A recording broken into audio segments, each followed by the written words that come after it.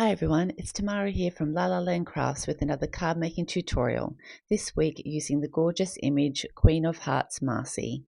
I'll be doing some Copic colouring of Marci, and then I'll be doing a construction video of all the pieces, including the ink blending background and some colouring of some die pieces to create this scene. Let's get started with some colouring.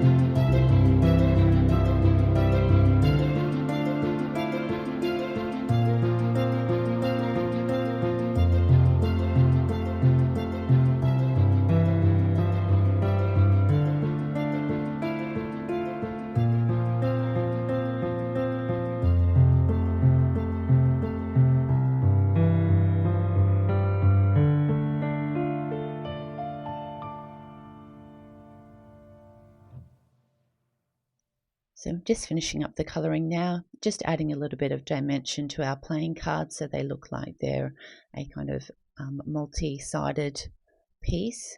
And I'm just using some C markers just to add the shading and just making sure I don't have any harsh lines. I've cut out the hearts and spades, 1 large and 4 small of both of these, and I'll get them all stuck down.